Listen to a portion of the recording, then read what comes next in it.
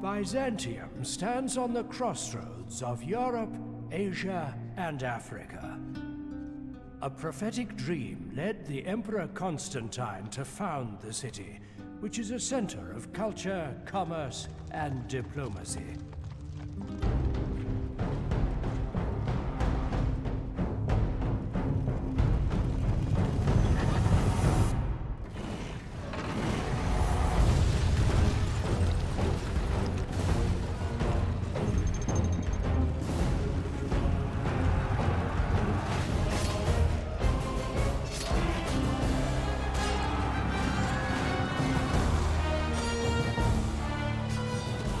For the dream of this land to become an empire, it requires the strength and courage of one willing to take charge of perhaps the most vibrant city in the world.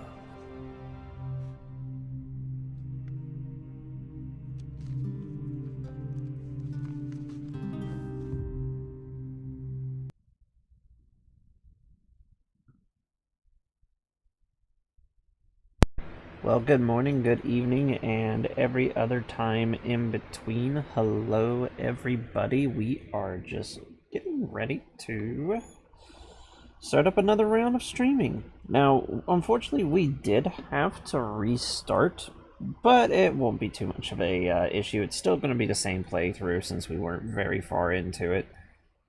And hopefully, we won't have any more issues with Crusader Wars, because I think it was simply just something incompatible with the mods itself. Not sure.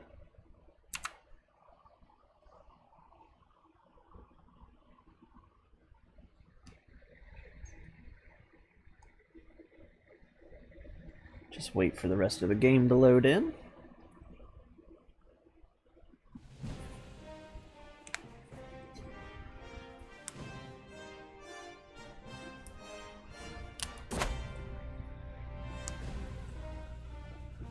Alrighty, so here we go.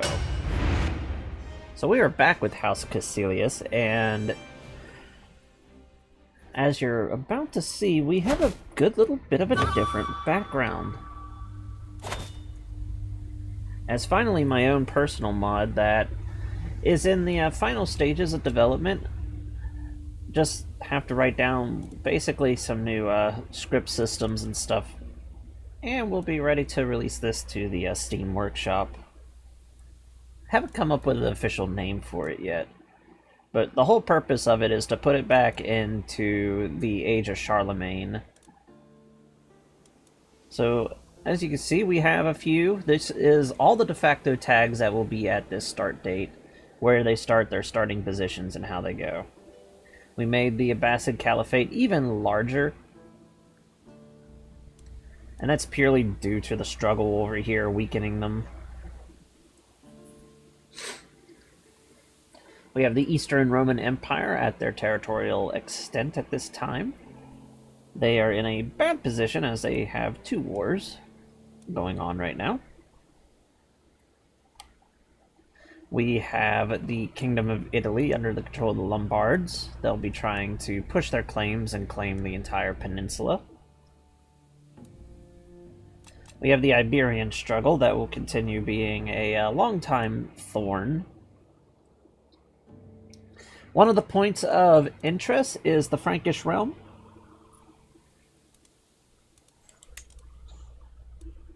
Francia is divided right now into Upper and Lower Francia, and we have the two de facto kingdoms. This will break apart as we continue the campaign. Maybe, or it might end up staying this way. It could unify into just the Kingdom of Francia, and then we'll have the Empire of Francia become the Holy Roman Empire. Just depending on basically how the AI is going to handle being over here. We have Charlemagne up here in Upper Francia. And in Lower Francia, we have Carloman. Over here, we have the Kingdom of Brittany. In the British Isles, we have the Kingdom of Ck3 up in Scotland, along with the Anglo-Saxon kingdoms and the Kingdom of Cornwall. We have quite a few of the different Welsh and Brythonic, well, basically just the Brythonic kingdoms. We have the Nordic realms all broken apart into their smaller individual, as they're mostly just fighting chieftains. We have a couple of special cases, such as Sigurd the Ring. Whenever this start date comes live, the Norse will be under recommended starts for the heroes of the sagas.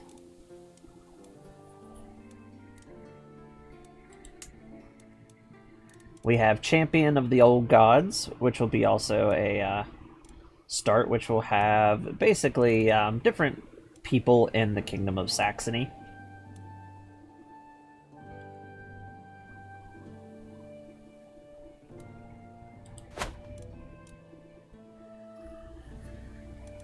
Now, something else to really point out is over here we have the Grand Khaganate of Acho, which this is the Ugor Khaganate.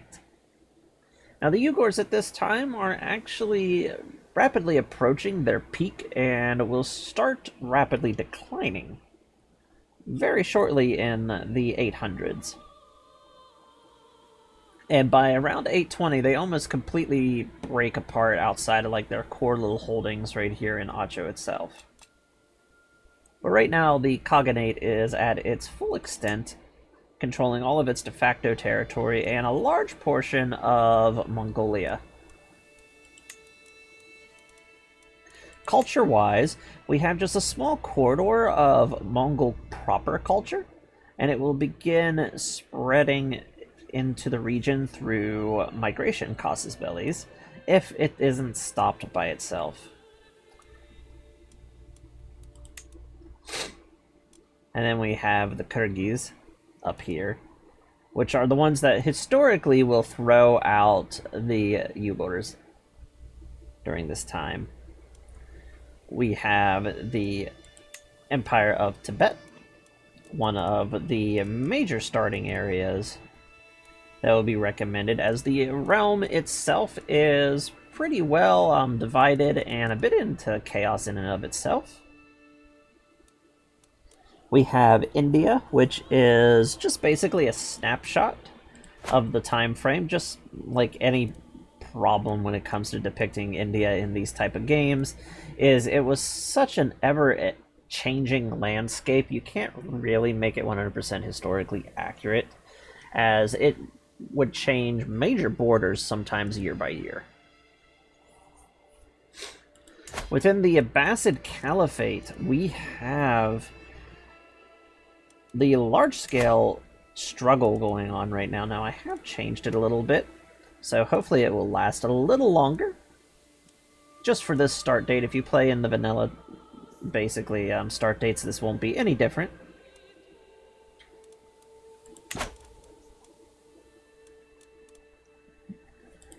We also now have the new de facto title. One of them that you can revive is the Persian Empire, which is a lot larger.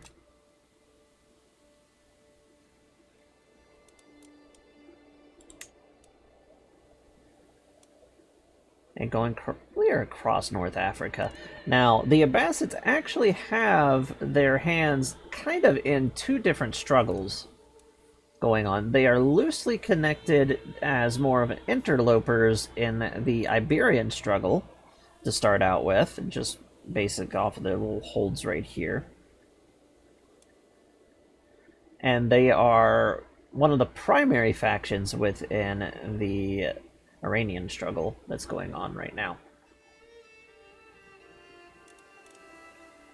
We will have another struggle which, whenever it's fully implemented, will add a huge layer of depth and playthrough capabilities when it comes to the Eastern Roman Empire.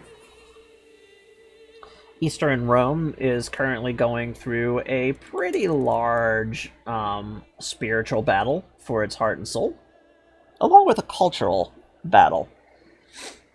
So we have the little remnants of orthodoxy that are going on right now. And the struggle would basically involve the religious heart of the empire. So basically, trying to become either Orthodox or stay with iconoclastic. And then its cultural heart. Will you continue the more Greek-leaning ways? Or will you reinforce the old ways? And the West will be involved because the Pope could also get in. Like, there's one of the alternatives where you can become like a Catholic kingdom. Well, not a kingdom, but a Catholic empire. Charlemagne will have a bit of a way that he could end it without directly being involved, and that's just being crowned Holy Roman Emperor. That will trigger the Great Schism.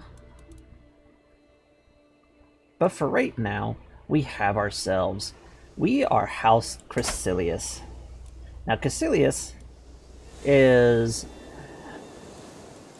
a fictional house, but for our purposes, our backstory is we can trace our lineage clear back to old merchant guilds to roughly about 100 BC.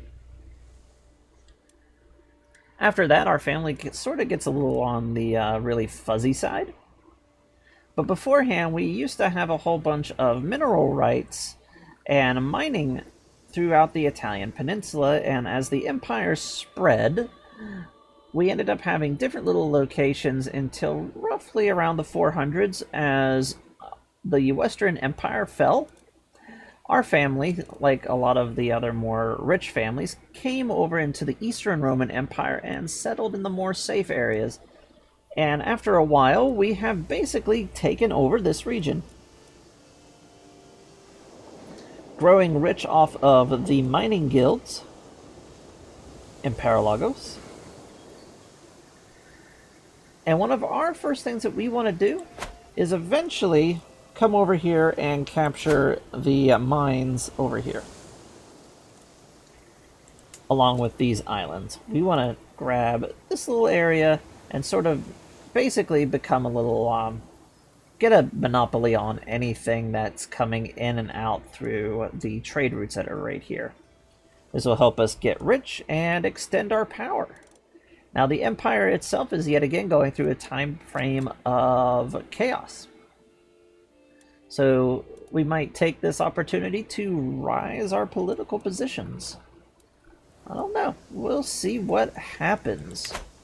Now, again, just consider part 1, 2, and 3 of the old ones. I'm still going to leave them up just as their own separate little thing. And this is just a complete fresh restart of House Castillius. So before we start, let's have a look at our basic stats. We have an 8, 6, 20, 10, and 10. So we're a pretty decent steward. Our general skills, our martial abilities, I mean, they need a little bit of work. So does our diplomacy, but it's not as bad. And then we have just a decent 10 in the other two. So we are going to definitely take wealth focus, and we're just going to concentrate on this stuff right here, because we want to become as wealthy as possible. That is our focus, just to become wealthy. And we have a little bit, just 61. We don't have actually any starting units, so we want to go ahead and just pick up something.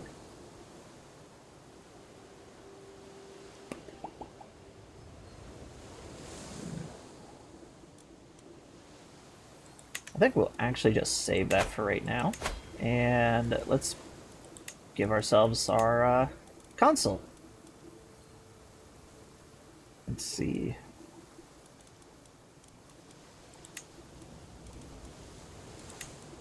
Domestic affairs.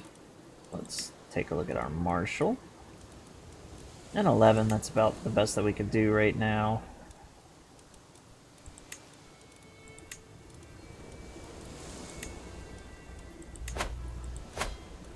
Increase the development in the area, because this will be our primary home for a little while.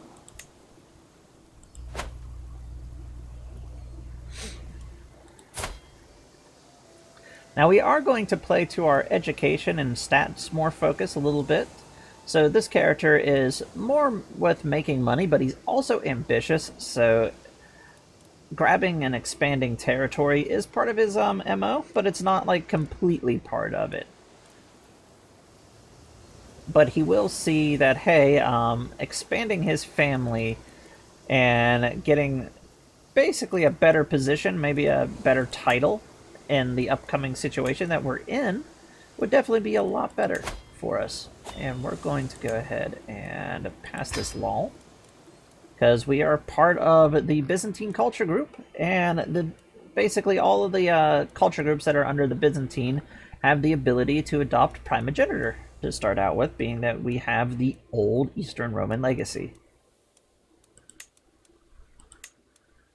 We have a decent little vassal.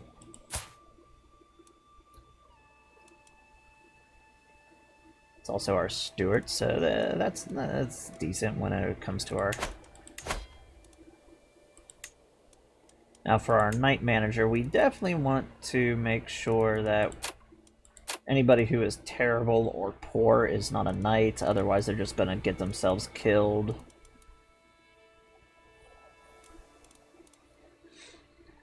Now, we use Crusader Wars, so that part won't be much of an issue, but this is more just like outside of like Crusader Wars.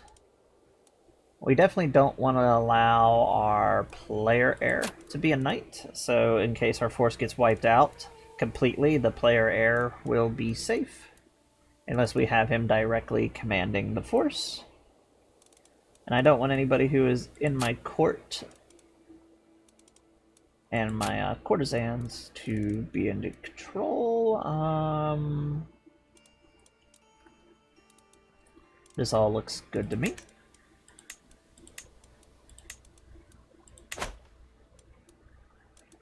And I think we're going to go ahead and start it up. We're just going to wait a little bit, see how our little war goes with the Emperor. Komnenos V is kind of a weak emperor at this point.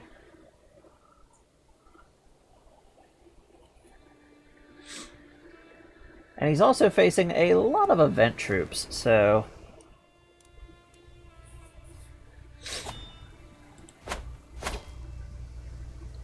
it's going to be a hard time for him, regardless. Now, our little overlord right now is iconoclastic, and we'll have to make sure that he doesn't try to convert our territory. But we are his steward. I think that was just... I did not read that for some reason. But I'm pretty sure he just made us his steward. Yep. So that's good for our overall focus that we're doing right now. So we're making a good bit of money.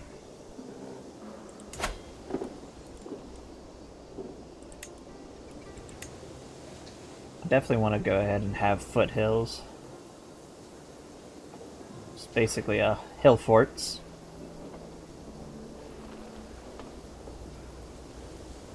We can turn this all into a pretty nice little area. This is actually a nice little decent starting spot.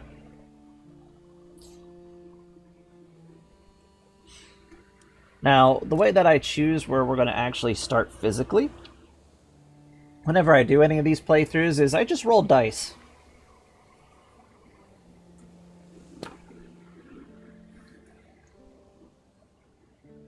Dice for the basic kingdom area, the region within the empire, and then we go to just down further and further and further until we're in the county. And instantly they surrendered, and Bulgaria has gobbled up the northern territory here.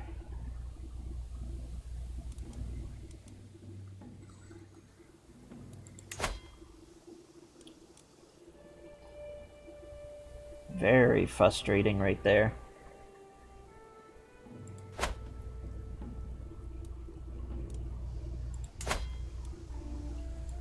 I did it without much of an issue. And it looks like it might be the same for the Avars. Now the Avars, this is at like the tail end of the Avars being a major political power in Europe at the moment. They're going to start declining.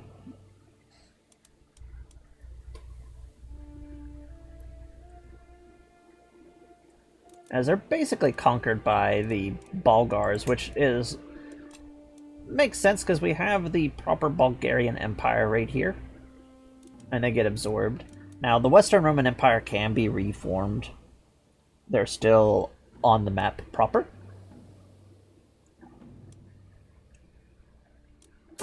So, don't know how this is all going to go, but we will see. And we need a physician.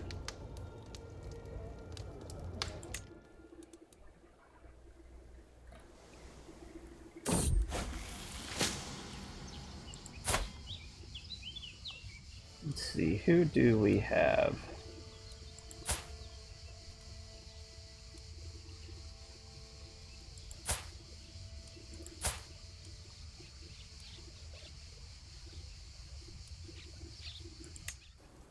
Definitely pick her up.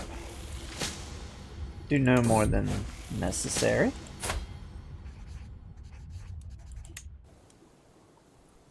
She could be an interesting wife.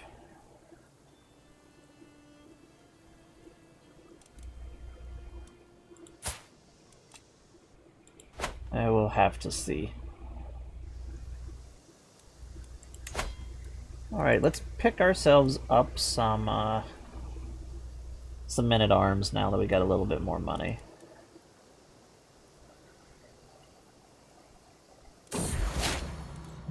Good, we're all better. I definitely like going with armored footmen.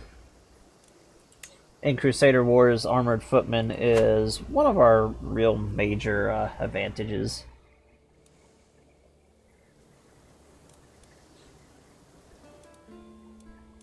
Using my maps for Crusader Wars, you'll find that the Empire is all about Bulgar.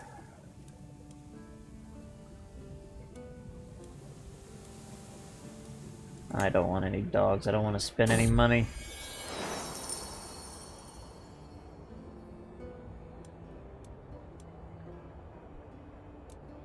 Let's try to make more friendly with our vassal.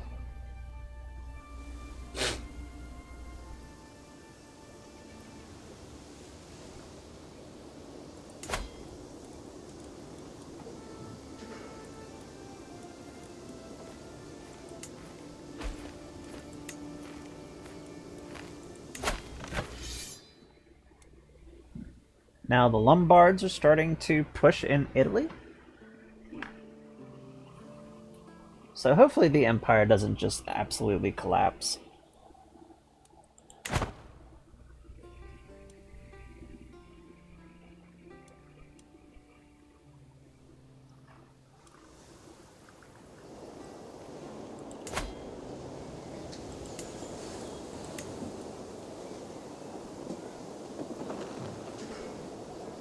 Definitely thinking guilds and then a trade port.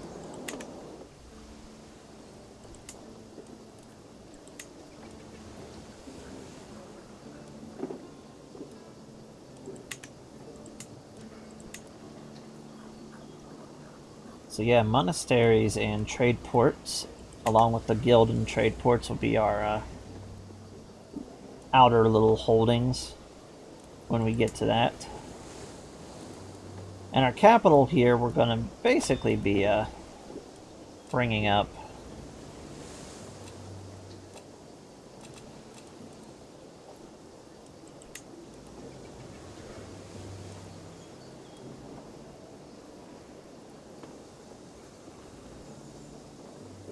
could have more of our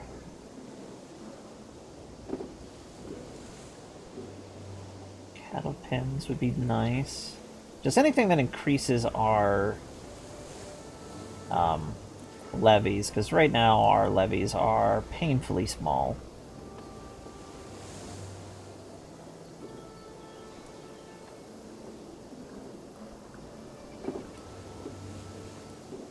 So it looks like the military camps are going to be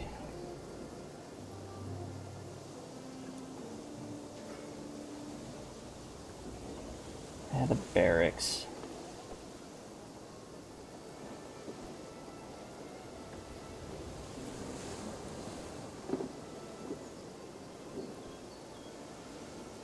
It's a little more expensive, but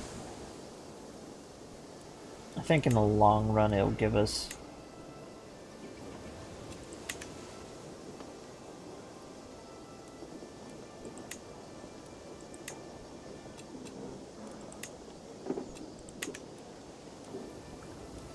more on the side of the levies. About the same. Just the barracks has a reinforcement rate on it at one point.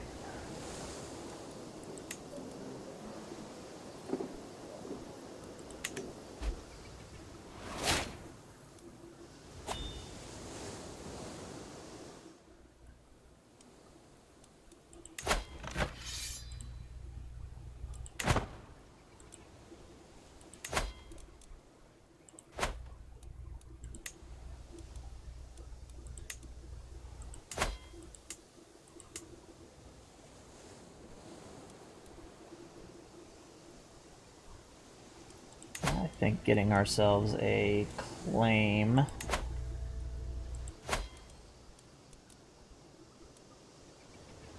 start working on that. Definitely help out. It's going to be 3 years. We have a not the best when it comes to our bishop.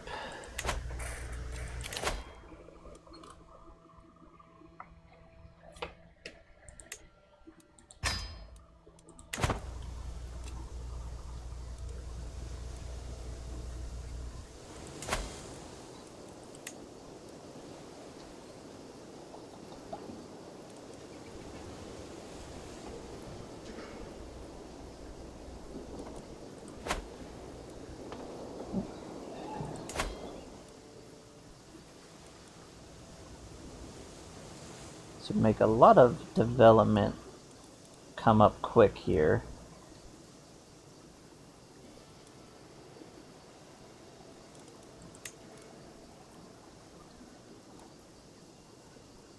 Definitely just want to go ahead and have our hill forts though, just in case.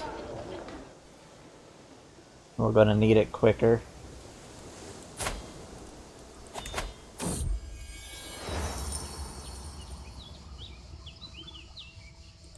And a poor purchase, just a bad random event for us. I want to see if we have anything inheritable and at least a 5-year age difference.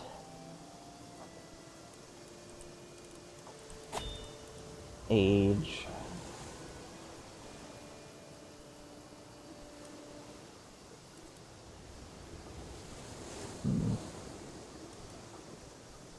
She's intelligent. Just having intelligence brought into our bloodline and fairly early on, and I think this is the same character we actually married before.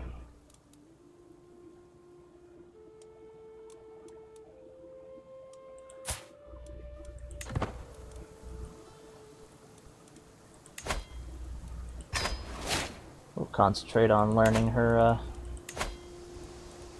language for the time being.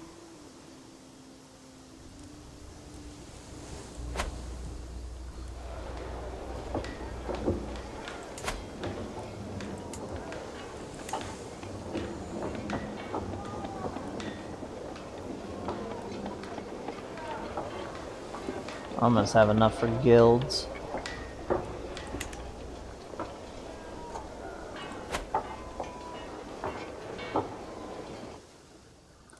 Now when we get both of the mines, because let's have a quick look at our first one. Like, it's going to give us a +3 just passively by itself, and a nice 10%. Gives us a 5, and then a 7, and then up to a 9. So not as crazy as what we saw whenever we were messing around with that short amount of time in India. And I'm not sure how much this one here is going to give us. But I know that this is a mine as well.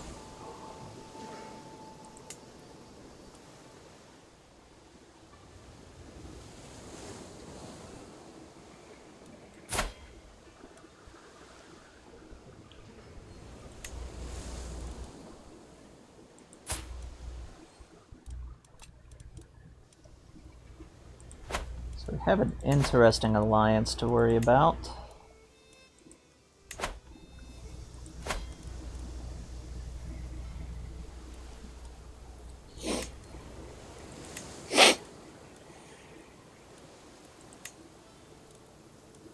But we will counteract it with our units, and we definitely want to go ahead and make sure we have our siege equipment, as something that happened during our last playthrough, and basically every other playthrough is early on without the siege equipment. Makes the starting siege a little on the iffy side.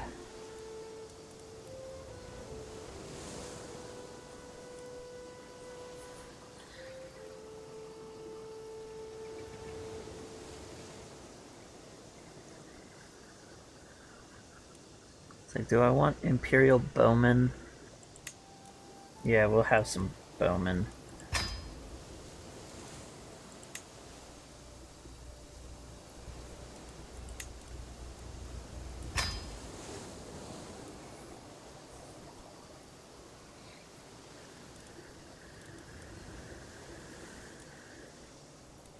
We'll have ourselves a decent little army.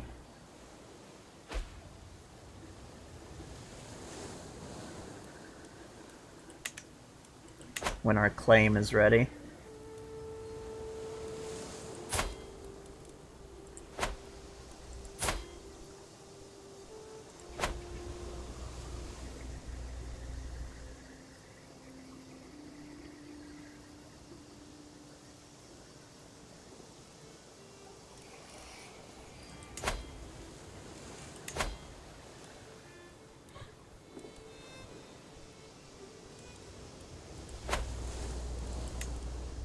Now, they did convert our territory to iconoclastic.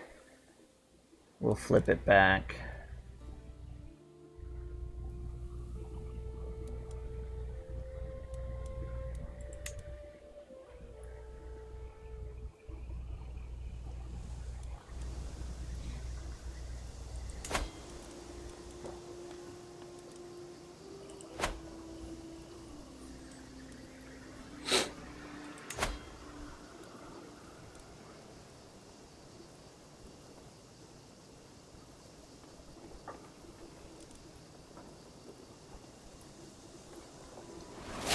I wish we could see, like, the full line of succession.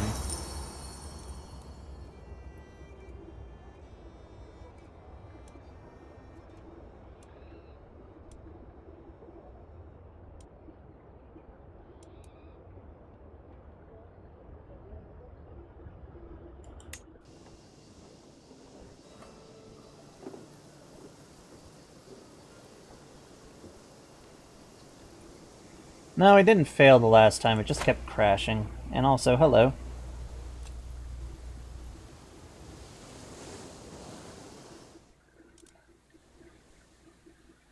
They're still fighting that war up there.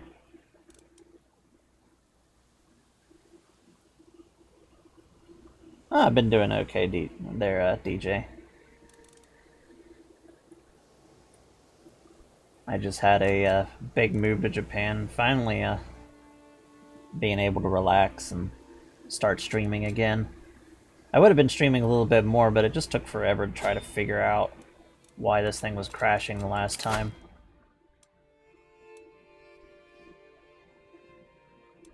I think we want to pick up the tax efficiency from Taxman, just to give us a little more of a bonus on our income. And thank you.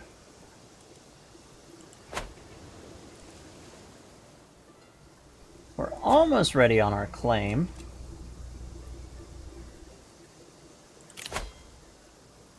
We could make an effort to sail over to... It's a little far. I was gonna say we could try to go to that grand tournament and just see what happens.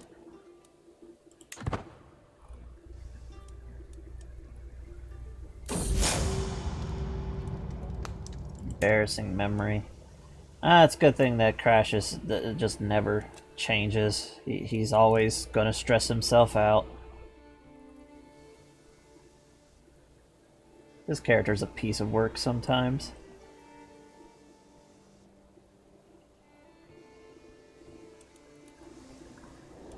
I really wish I could see who, like, is part of the lines of succession.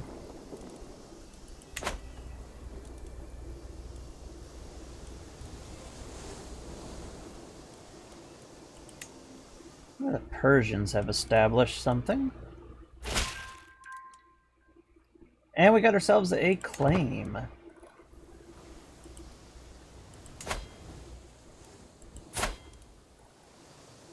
Good, let's make sure our army is nice and ready to go, and it looks to be it is. We're gonna wait just a little bit of time just to get a little bit more treasury.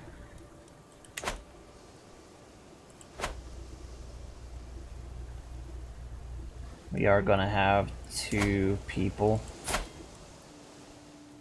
coming at us.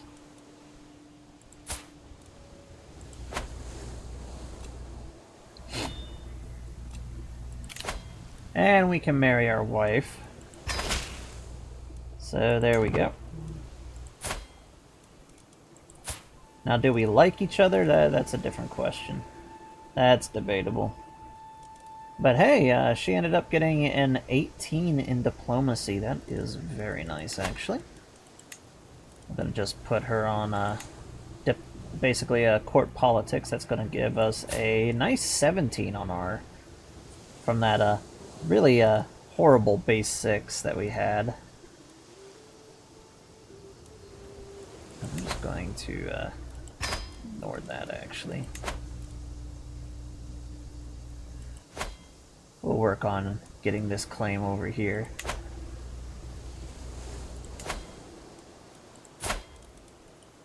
And we'll see just what happens.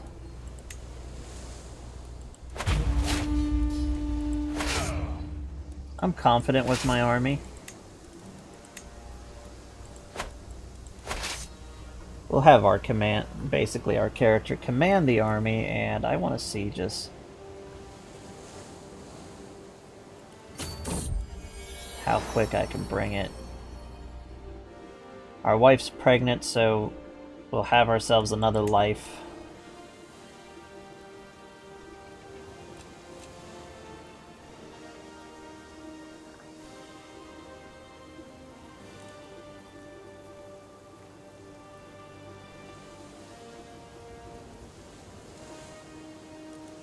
I don't mind hopping right into that big stack.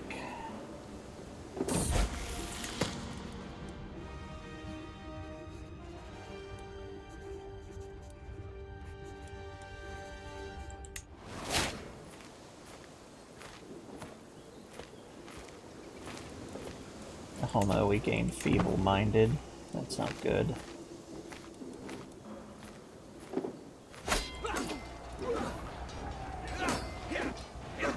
Alrighty, they have pikemen and bowmen, so we should have a decent.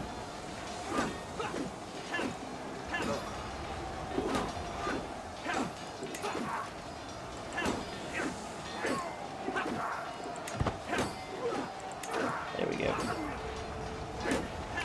And we are going to save.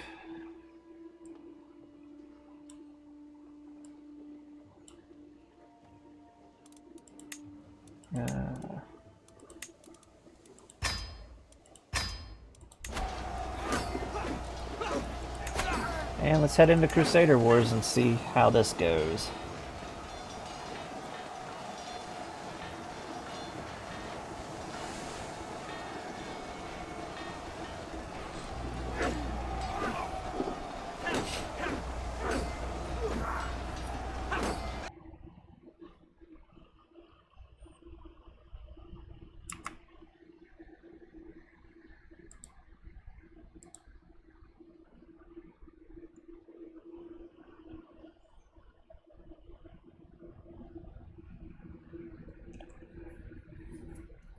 Now we are going to be outnumbered for our first battle.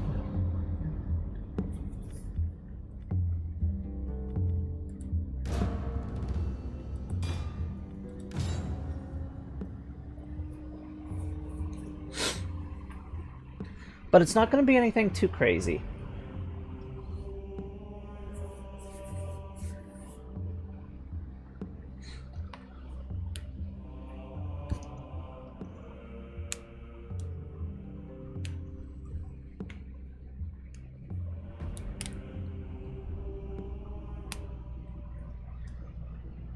It's really going to just come down to how we use our units versus how they use theirs.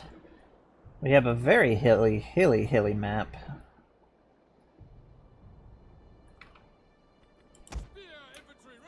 So we'll set the Limitani up here.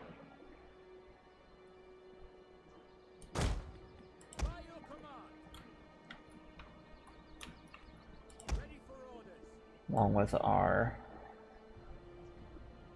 professional soldiers here.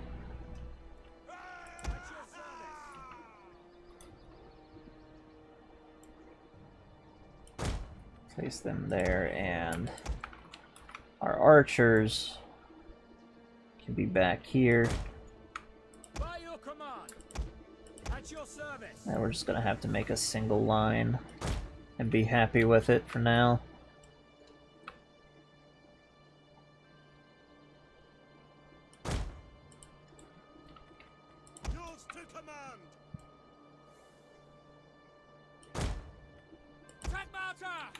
And the Tegmata, which is our knights. At your service. Stay in formation.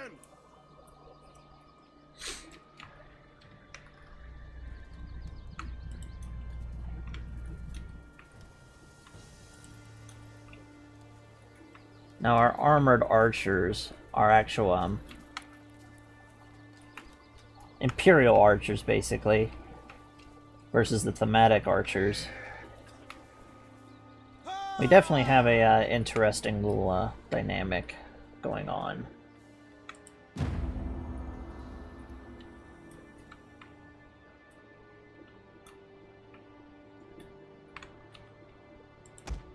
We are the attacker, so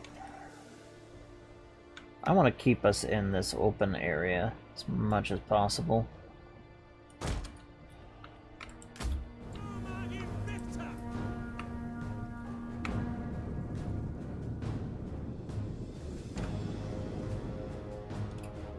The army swing. Now they didn't deploy any of their defensibles. That's interesting. So we'll come over this way and kind of like swing. Because if we catch them in the hills, they're going to just have an advantage since they outnumber us. Ready for orders.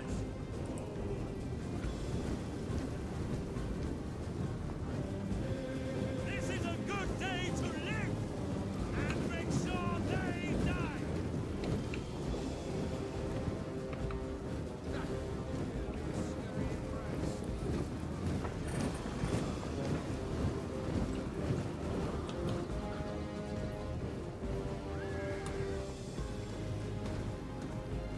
Our thematic axemen are definitely going to be a nice addition to this battle. The brave ready for orders.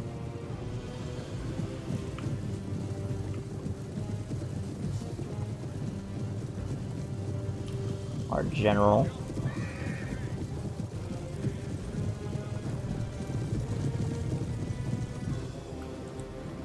So for the early start date in basically the Age of Charlemagne, whenever I was making the new and updated Byzantine roster, the Eastern Roman, to better replicate the Imperial armies, I used the Age of Charlemagne units for most of the men-at-arms. And the last Roman units are basically the levies and the semi-professionals, basically the thematic troops. And it's a very nice representation of how it was in the late 700s and the early to mid 800s.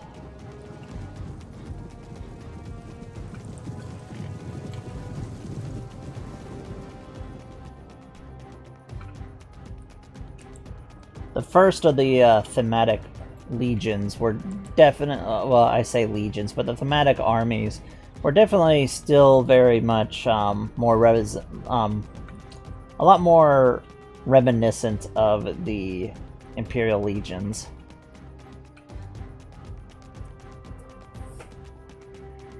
At this time.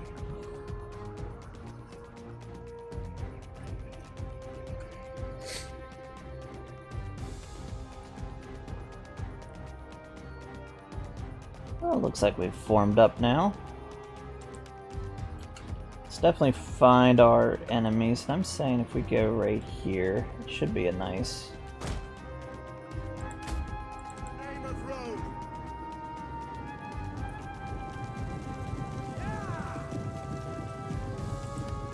We don't have any of our cataphracts yet, but our general has the same ability of the cataphracts, just basically to scare.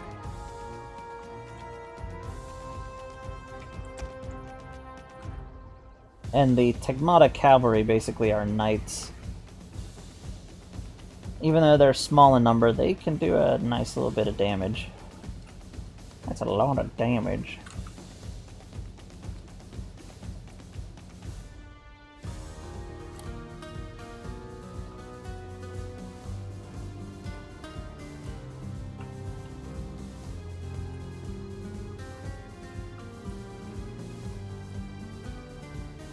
I wonder where they are.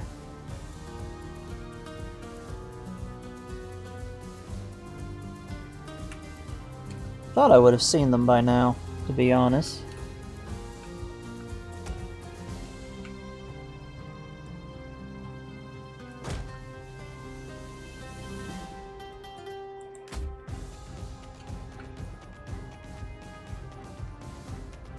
I hope they're not like in the opposite direction.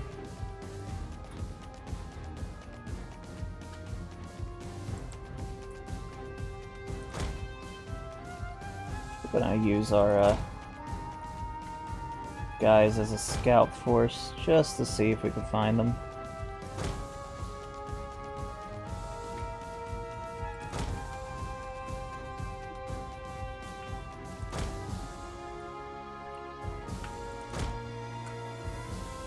Emily, where did you go?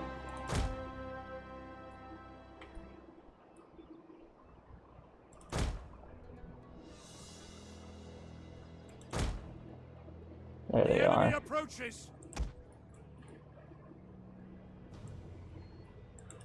Heck, they made a really bad move right there.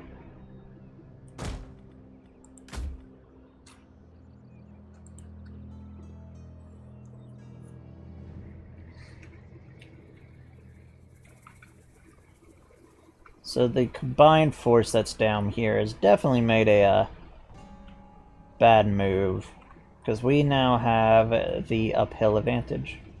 Though they definitely have more knights.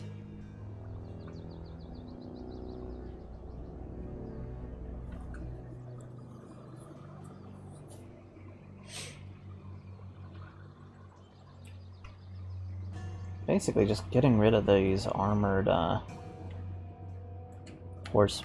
the armored archers. Probably what's gonna do this for us.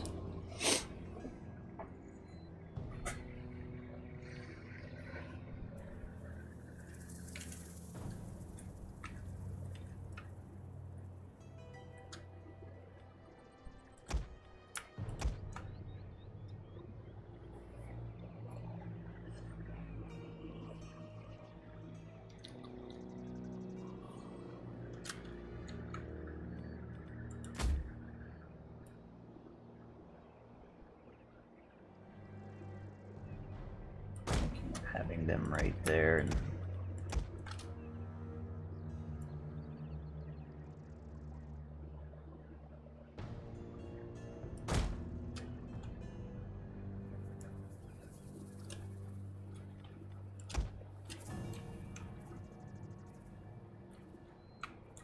place our tomato over there, and our general can just chill right back here.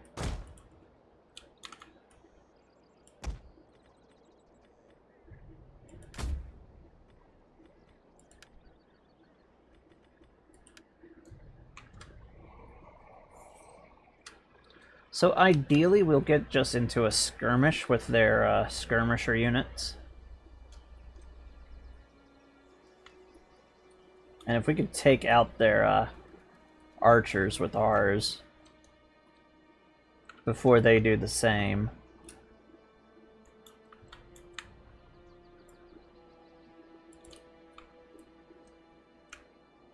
We'll definitely have the advantage that way.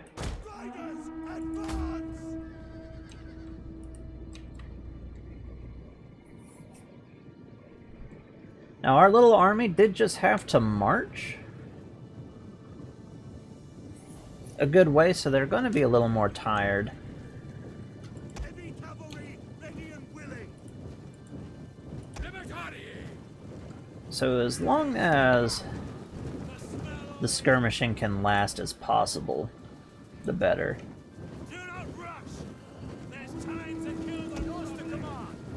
Ready for orders. Ready and waiting. Armored Sagittarius! Your best efforts. No slacking.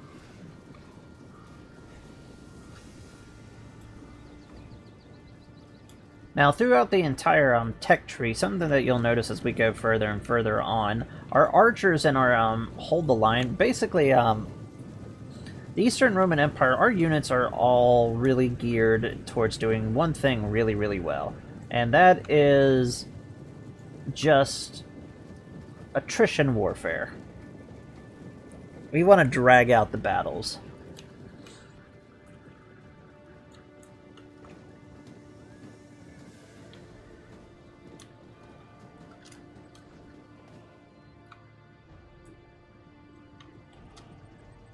Missiles ready and waiting. Missile infantry ready. Now! I'm just gonna bring our guys forward and hope that we don't have to pull them back real quick.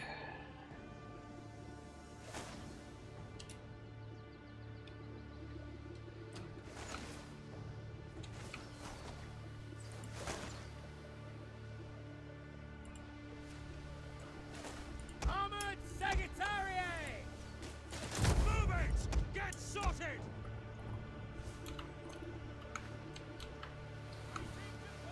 Now, the Imperial archers do have precision shot.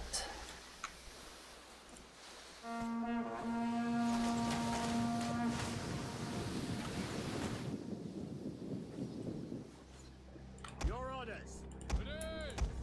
Libertari! Hail!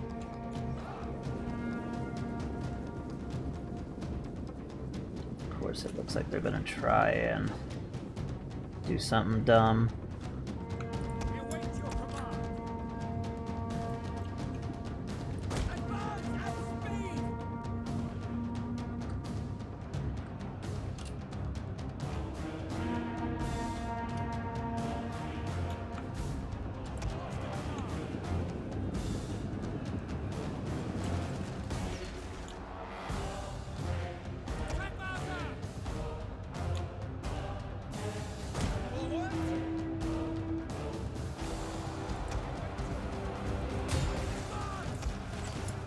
Armored Sagittarius! March!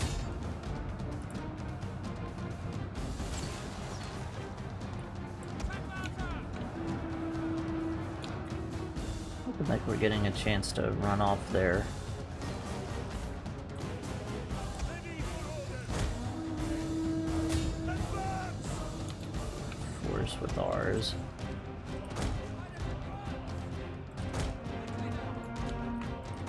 Advance at speed! The enemy is going for our general! Protect him! Honor and glory! Right, with the scared ability, that should help run them off.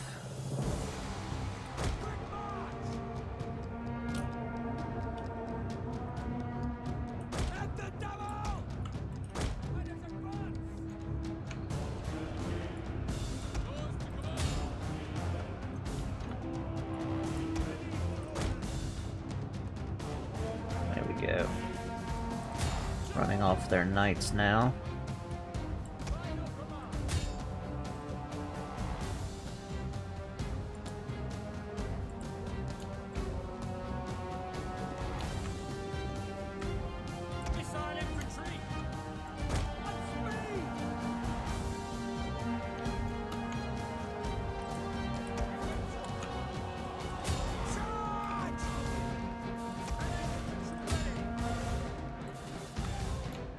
Try to rip through that.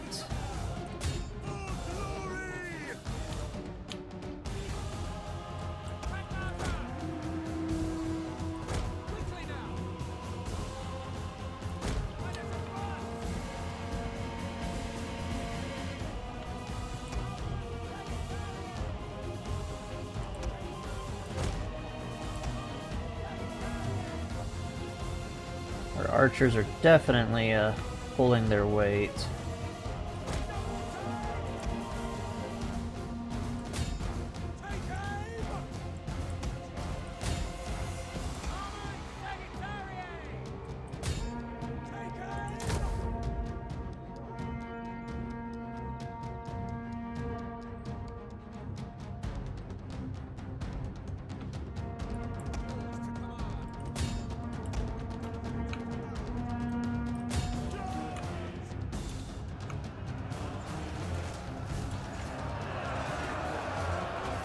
Definitely a slugging match between our two professional soldiers.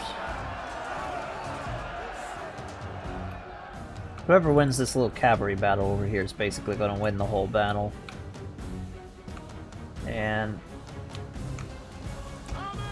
looks like it's going to be us, actually.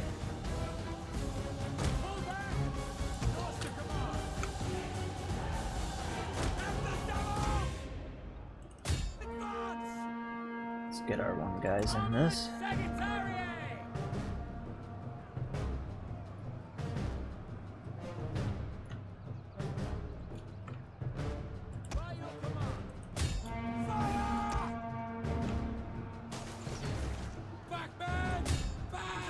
Men are broken and are fleeing.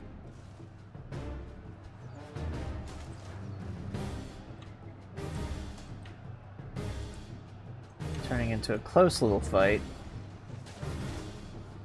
We can take care of these archers. At your service. Army! As you command! Yep, there we go. Fire! Advance!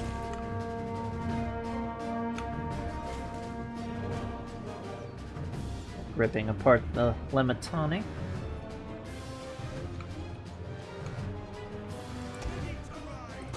Yes, Commander! Sacrifice our knights. Riders! Advance! Men are wavering!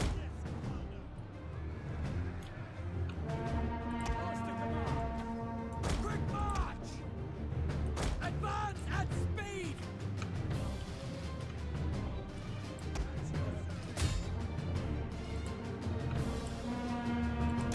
Victoria! Lead us!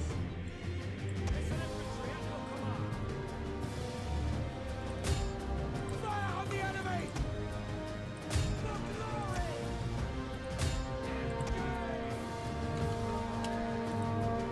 Okay. There we go, their general's gone. Has fallen. Our victory grows ever nearer. There we go. Victory! This is your day!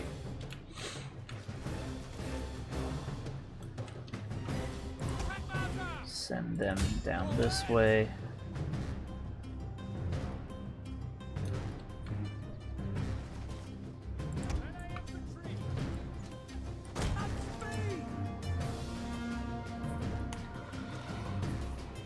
That was a lot closer than I wanted it to be. Engage!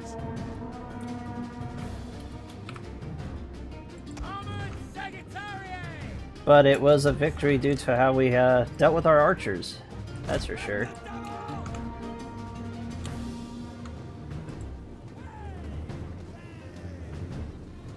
And we won the battle and our Limitani are running away.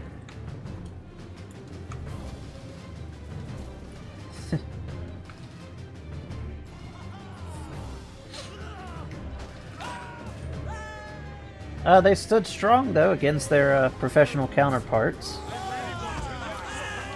These guys shall be known as heroes of House Castillius.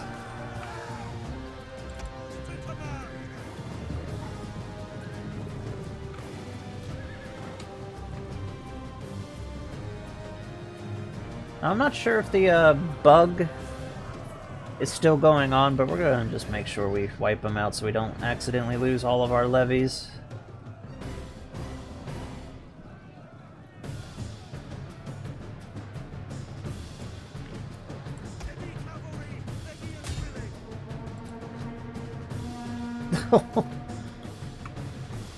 That horse just kicked that guy in the face.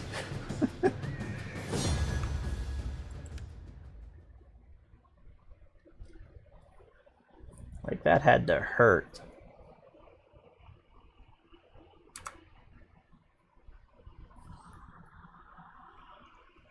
Like, I could think of a few ways to die, and that's in the firm category of very bad.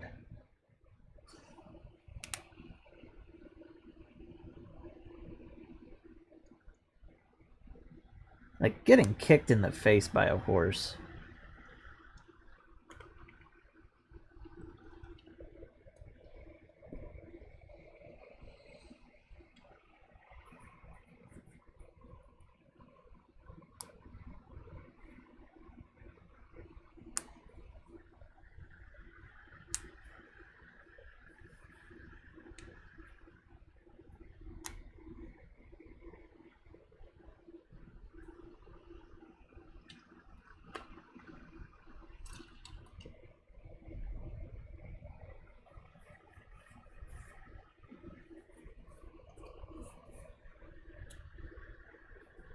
Now just comes the question of how much of our forces did we actually lose.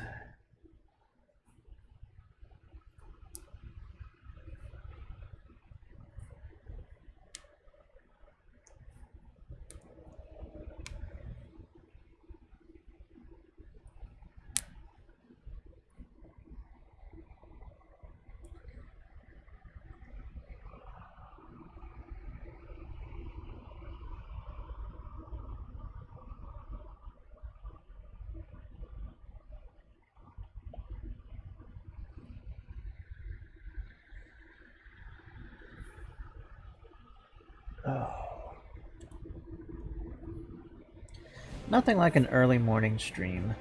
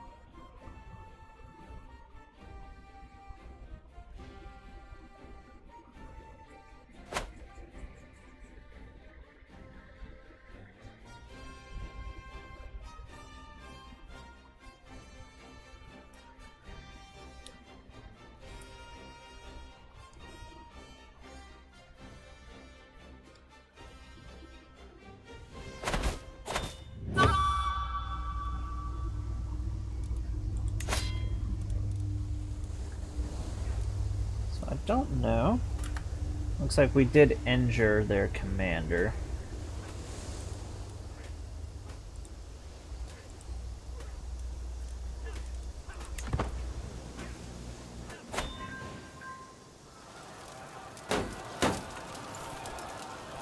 Yeah, we definitely don't have enough.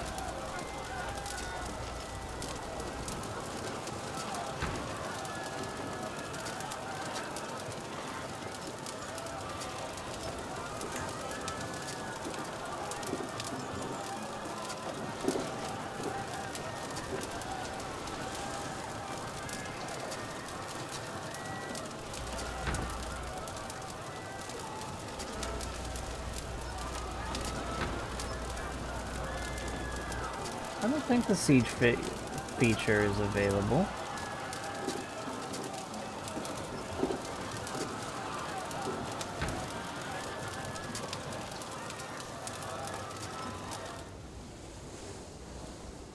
Yeah, I didn't think it was.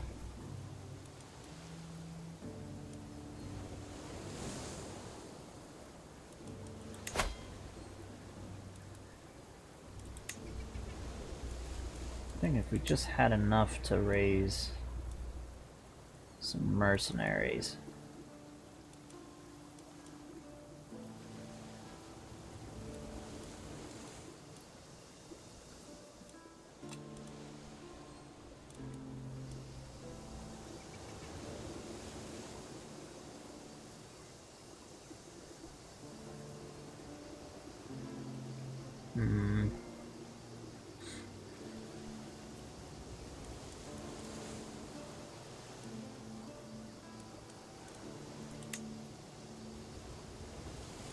Missing 10 gold.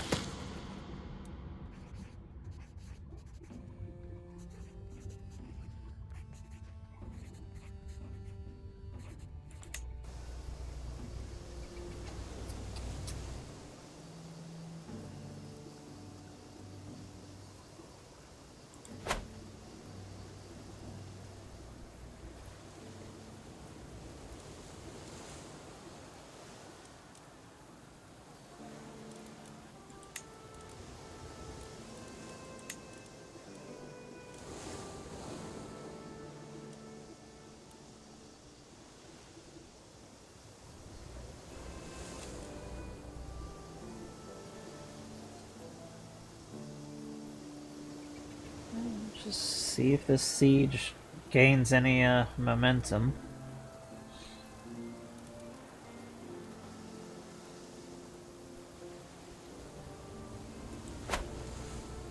When we get ourselves mercenaries, we'll definitely have what we need. So that's basically all we gotta do.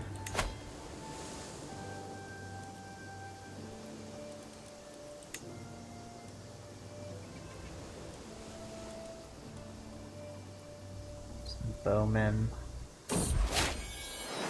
And we got ourselves a son, and I don't mind Theodosius. And oh, he is a quick child. For him.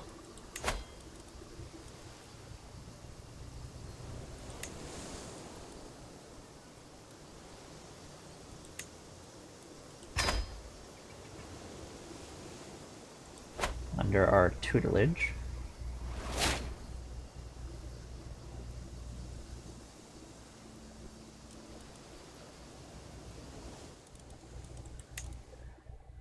A divergent culture over here. Somewhere.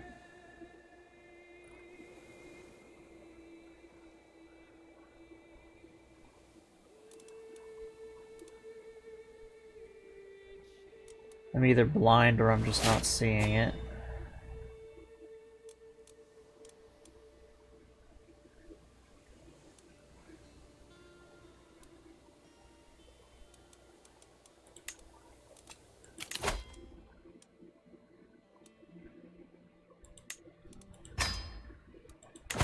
Plus 10 to our income, that ought to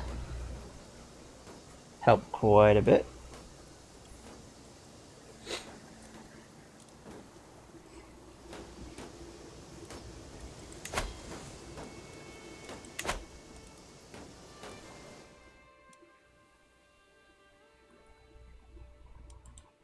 It somehow looks like we are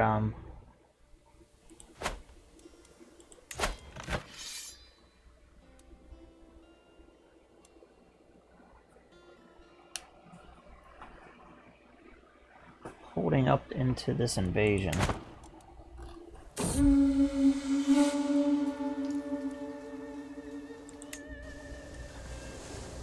I hope the Bulgarians don't mess this up for us. It'd be really bad if they raid us. our tiny army.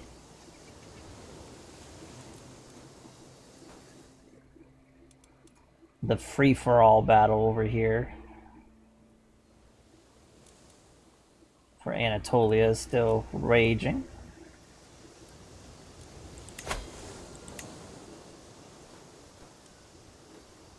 All we need is just one of these mercenary groups.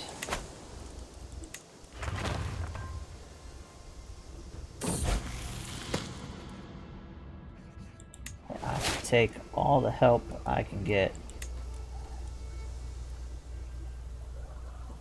when it comes to learning this girl's language.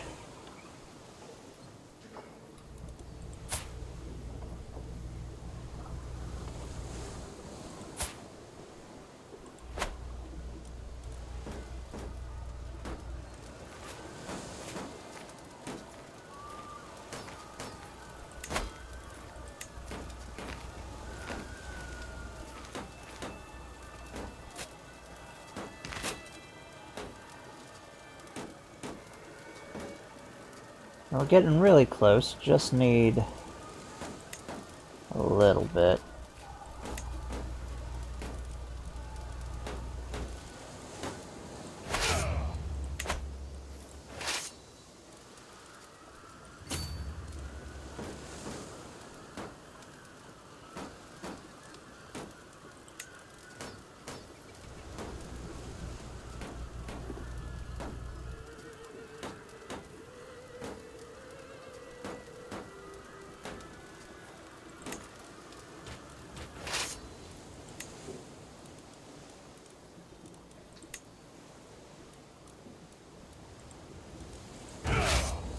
There we go.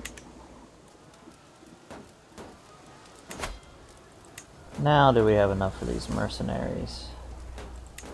Yes, we do.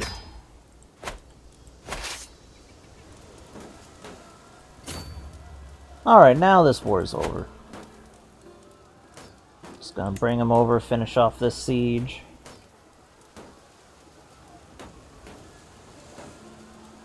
And we're still making a nice, pretty penny.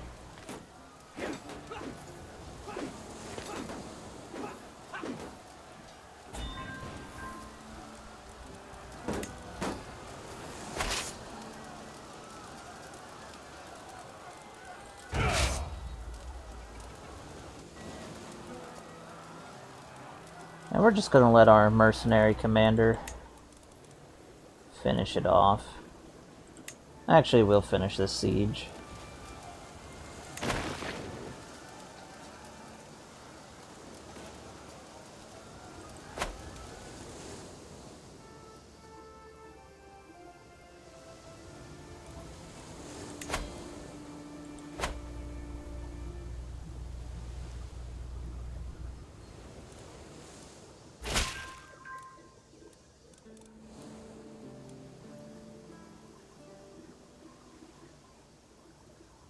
And we'll see that claim done and dealt with.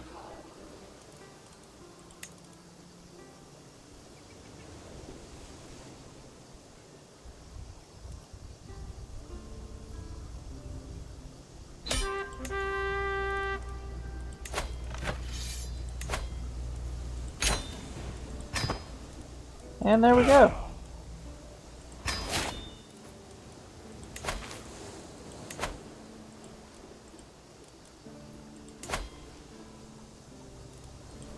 And luckily, this guy has no allies, so we should be able to jump on it fairly quickly.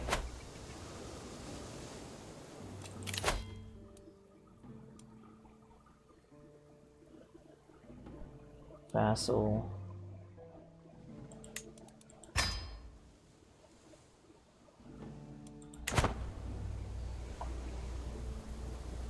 There we go, we are doing nicely.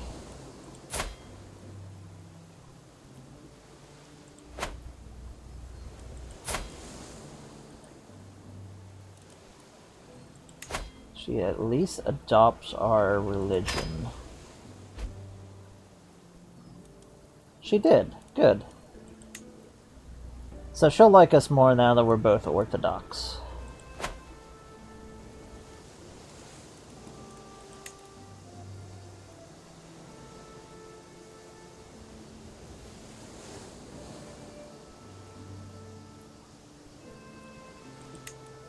Now while we still have our mercenaries, we want to go ahead and jump on this claim.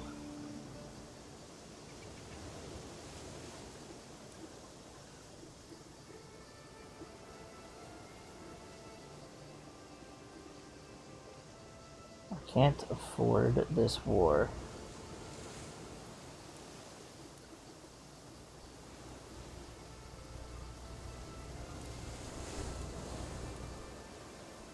I'll just go down my prestige cost, so,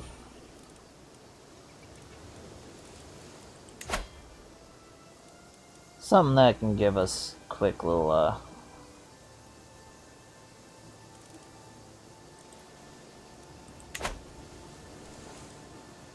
we'll worry about prestige later.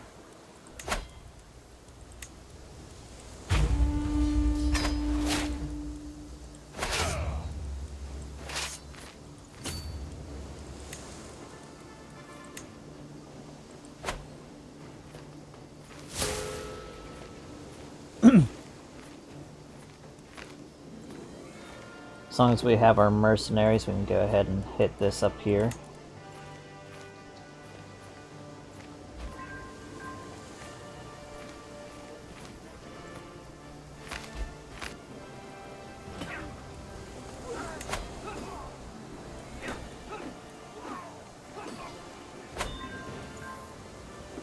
There we go.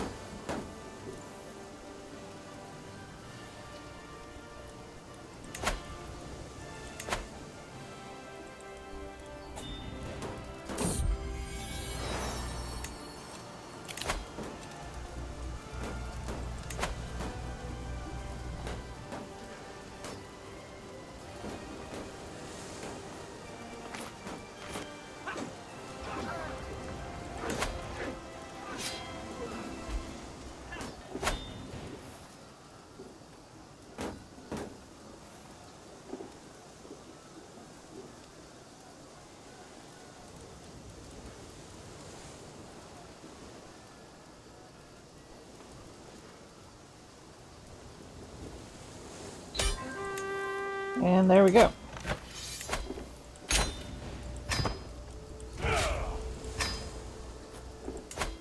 Now all we need to do is just get about 400 some odd gold.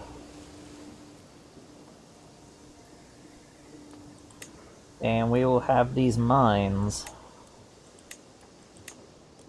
And they'll give a decent little income to us.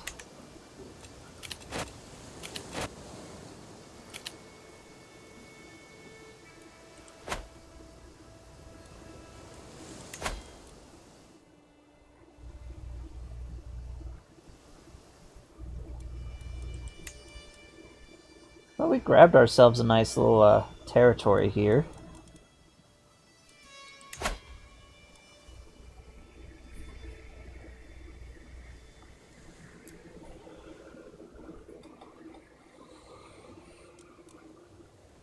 Now there's a couple things we could do. We could grab the rest of this little territory here and become independent from our lord over here.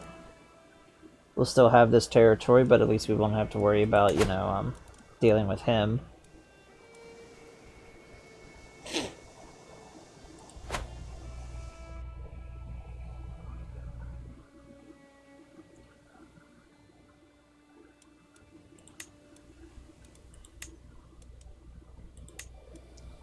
That way we can worry about basically expanding our power base here in Greece.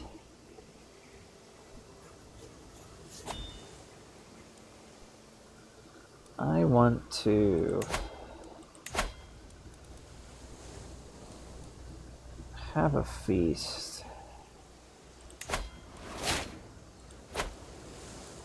Just a regular old feast here in our capital.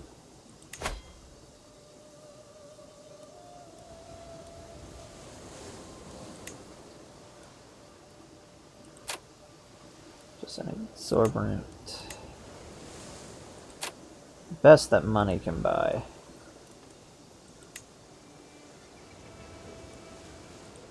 And we will invite our liege.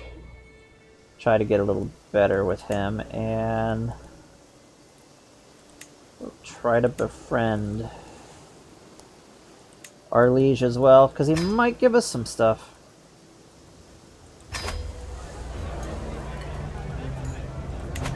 Alright, let's see if we have anything interesting happen.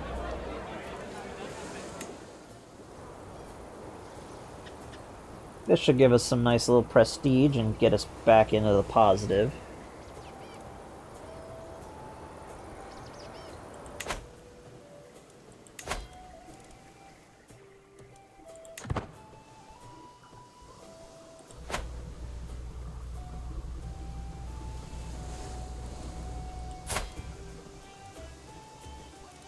Looks like our wife is pregnant again.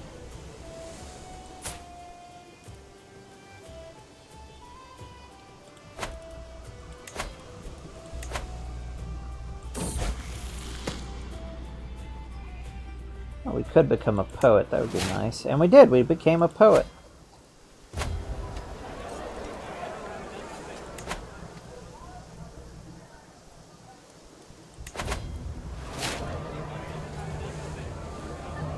And we definitely want to give the credit to our wife. We want her to be more happy with us.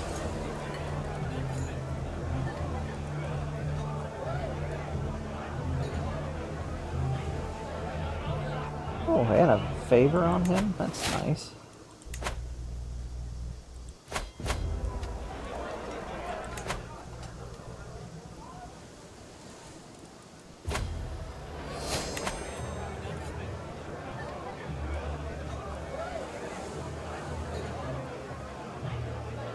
Have a chance of getting a friendship out of him.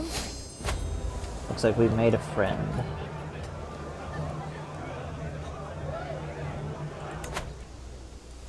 Good, now we're back into the positive of prestige.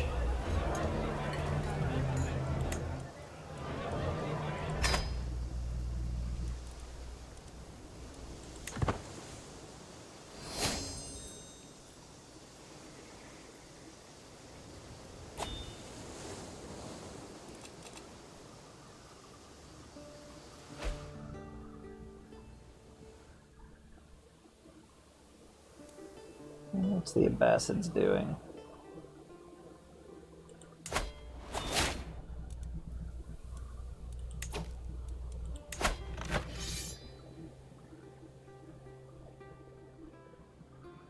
Having a war over the territories in the Iberian struggle. And where are they on their struggle?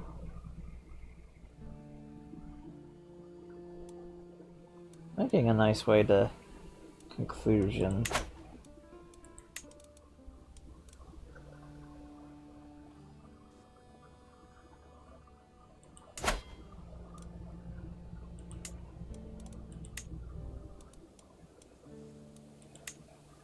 I don't know how the Kingdom of Jerusalem came back, but it came back.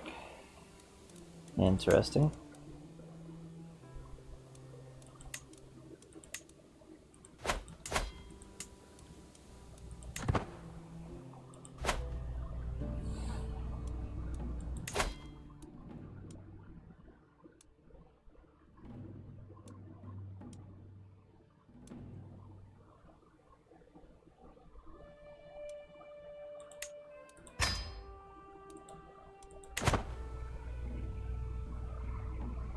Vassal collection.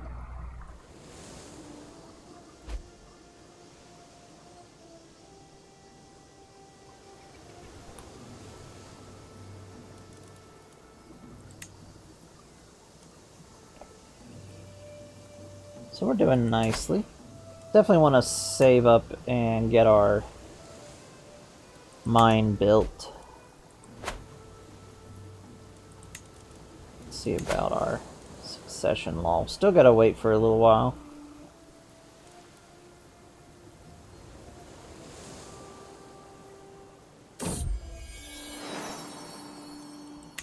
Another son. This one doesn't have any special traits. So Valentinian will do. We'll educate him to become a steward like ourselves. Hopefully the two brothers will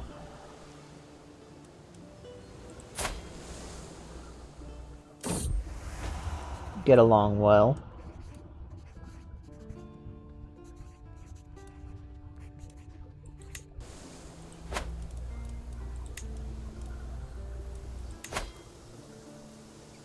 Still trying to learn her language.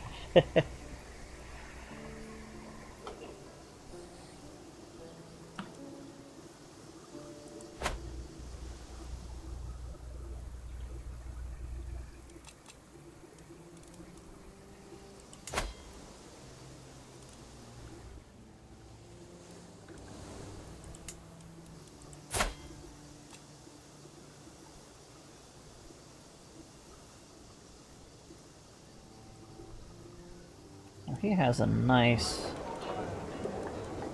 army.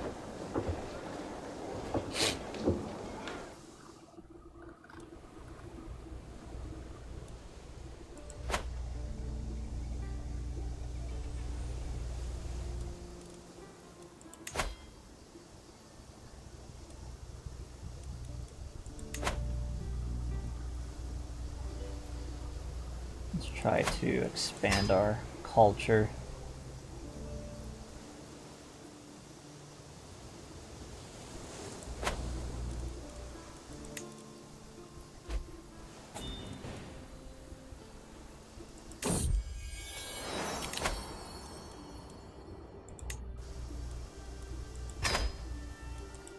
Oh yeah, let's see about our prisoners. See if we can get any money out of them.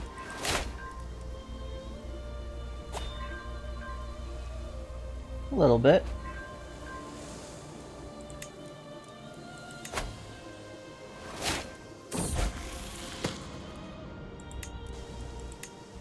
Definitely want to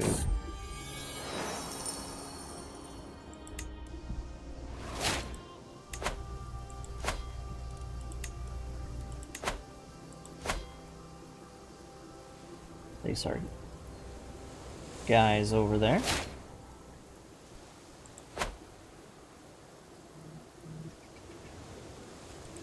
Let's see. Just 150 and we'll be good.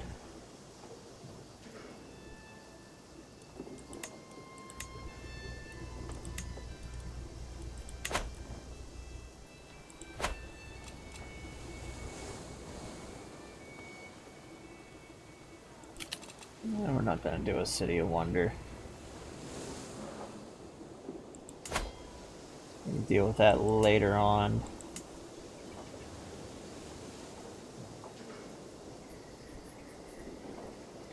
Right now, I just want my second mine. Then we can build up everything else.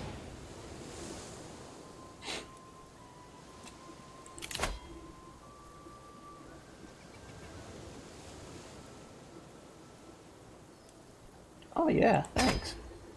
A nice gift like that? Perfect. Now we can build our mine.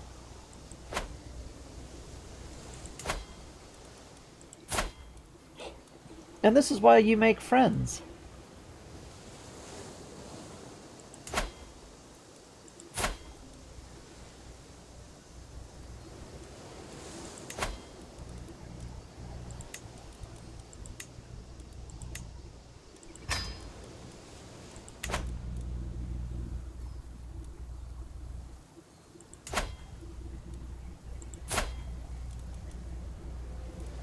Could make a decent general.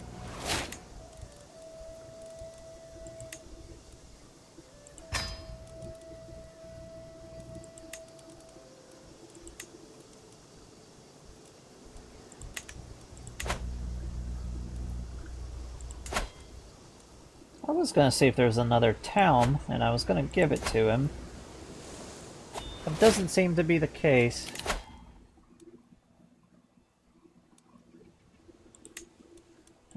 cut our building costs.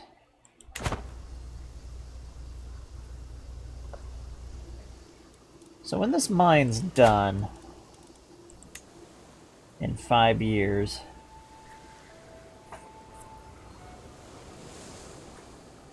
it's going to give us a nice little bonus on our income.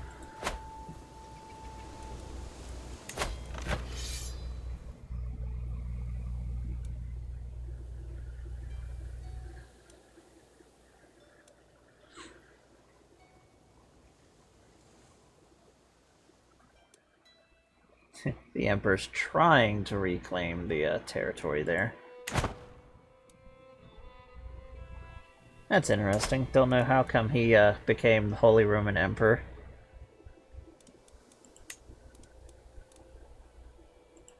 And all by itself right there. That's weird.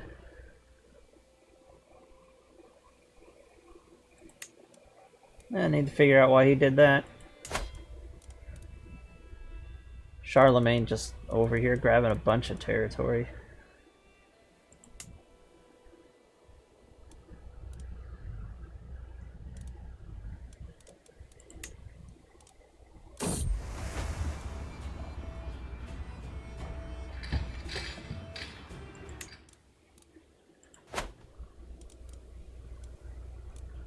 And the Abbasids have exploded.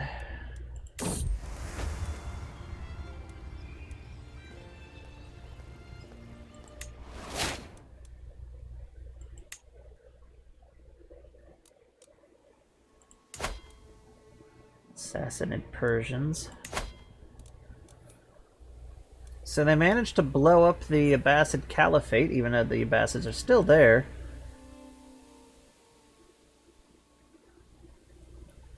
Interesting. It'd be fun if the Sassanids actually came back all the way.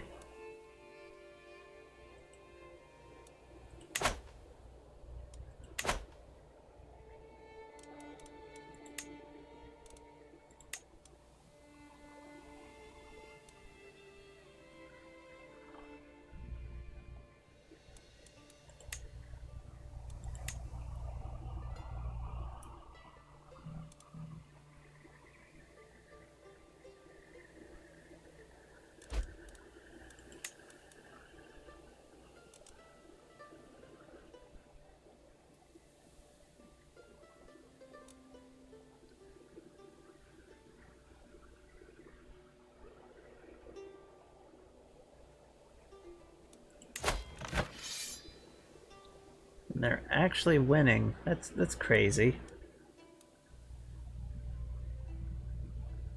It's like really crazy.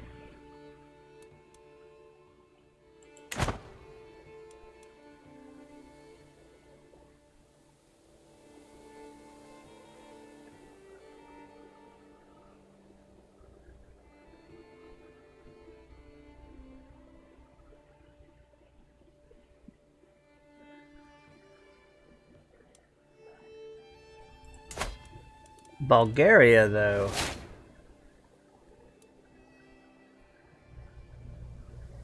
Starting to look a little on the scary side.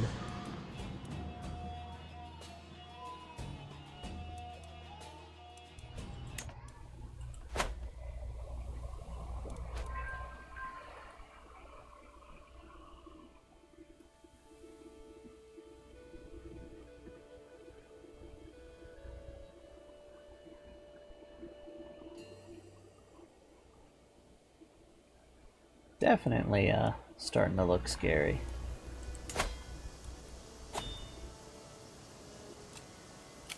Yeah, we're not gonna worry about an activity.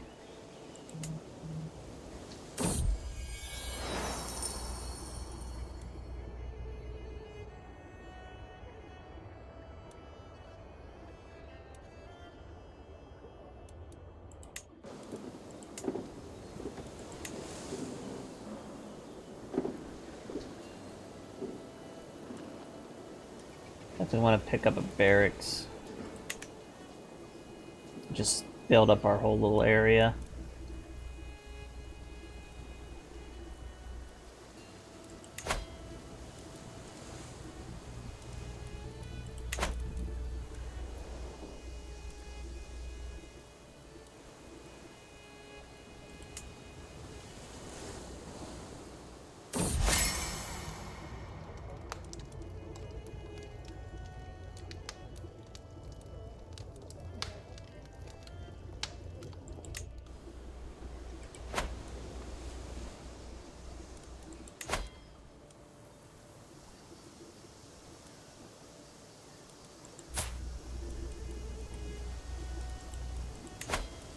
We will arrange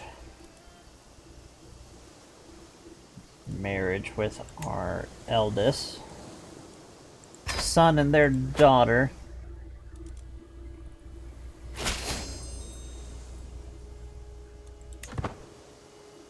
Should help us gain some claims.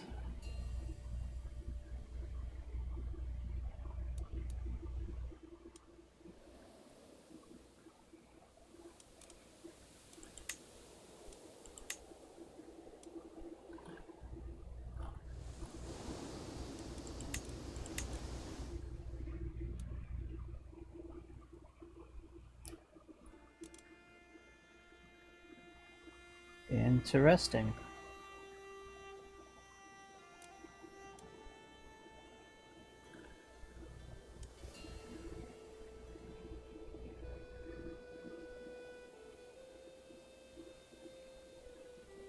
Interesting.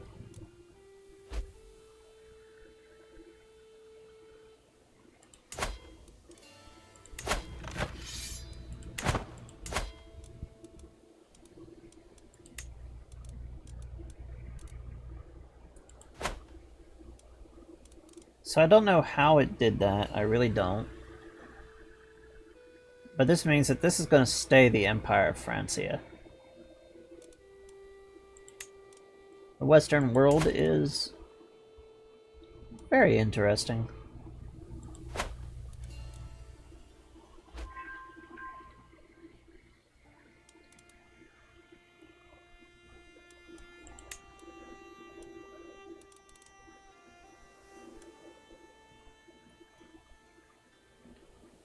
The Bulgars are definitely going to be an issue. When their special soldiers are gone, that's when it's going to be better for us.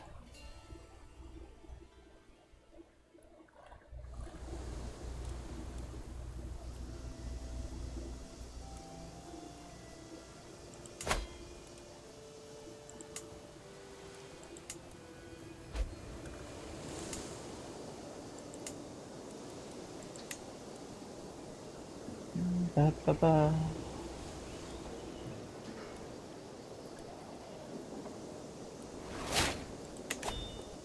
Definitely on our way to making guilds.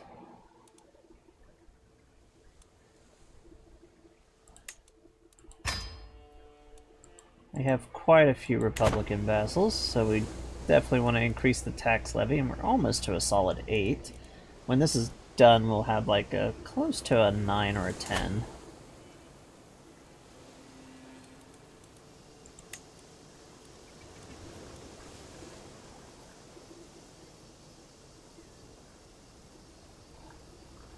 Definitely want to turn this into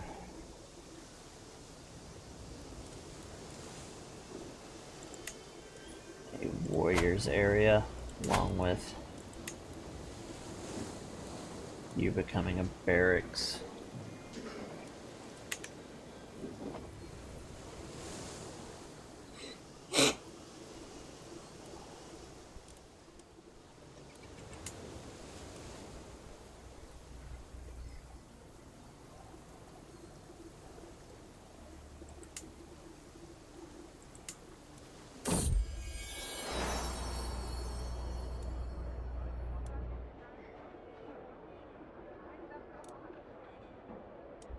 That's our secondary son.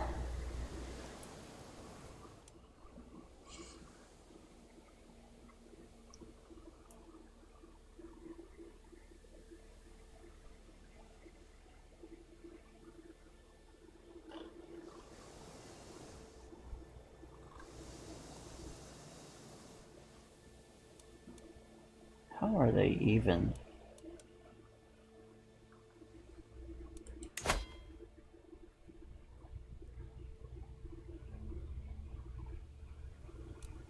It's crazy.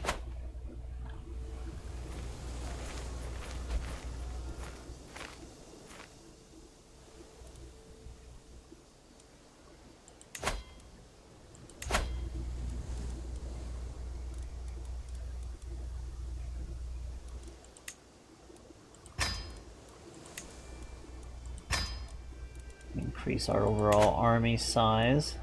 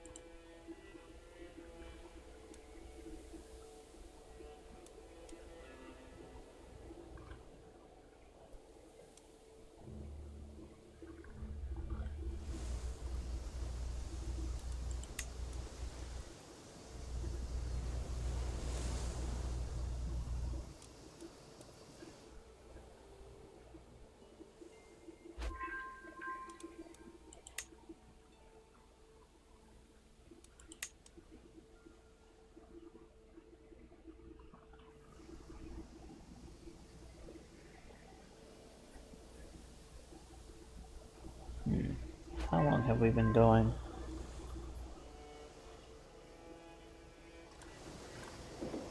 Close to 2 hours now.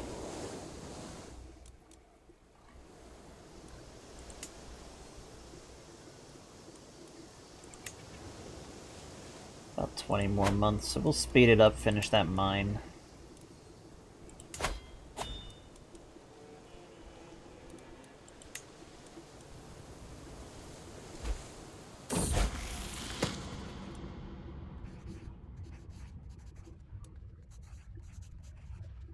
Make our sun just.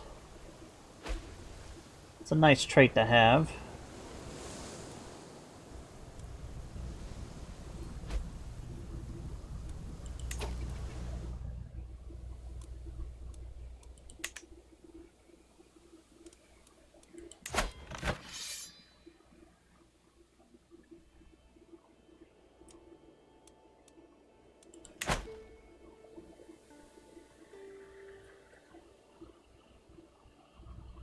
Well, this is interesting. It's recaptured this whole area from the Lombards.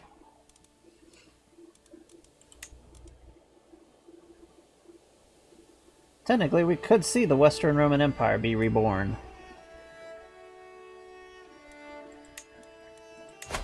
Which would be interesting.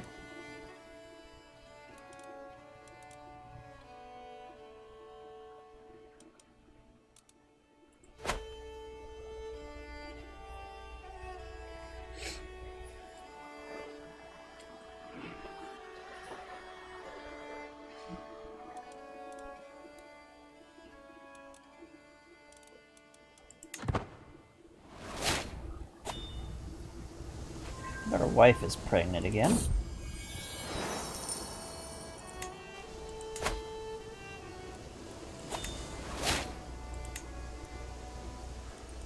Four more months.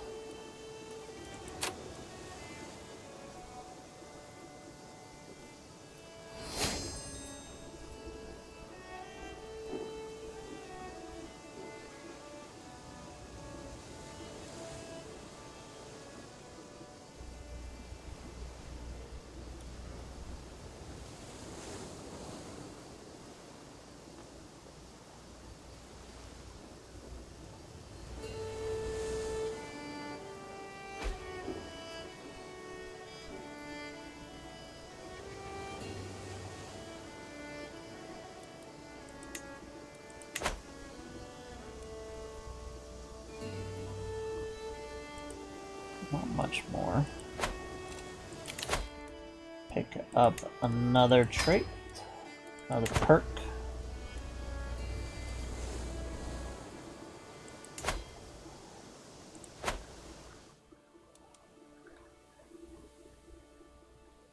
Definitely be interesting with the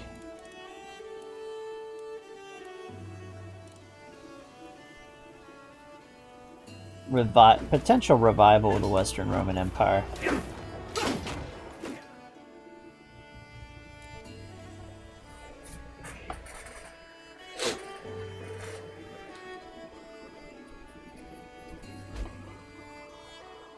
Oh, and the Emperor was captured by the two brothers over here by the Franks. And we have another son. Name him George. Make him also a Stuart.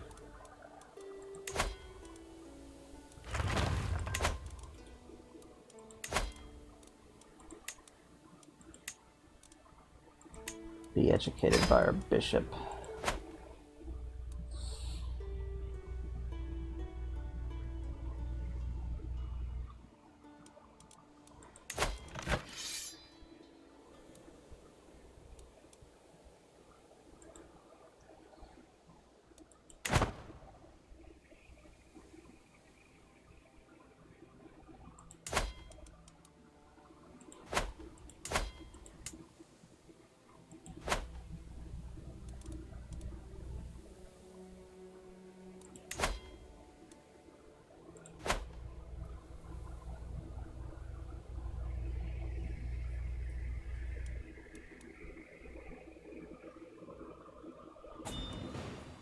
And the Bulgarians have divided. Interesting. And they no longer have their special troops.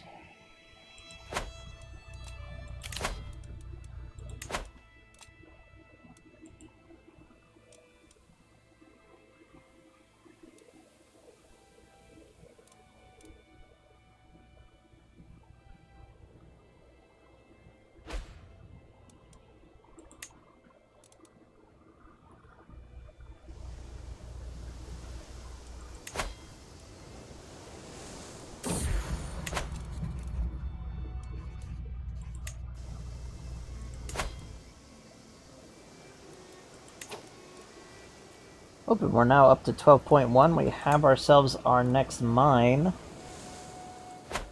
So we are raking in the money.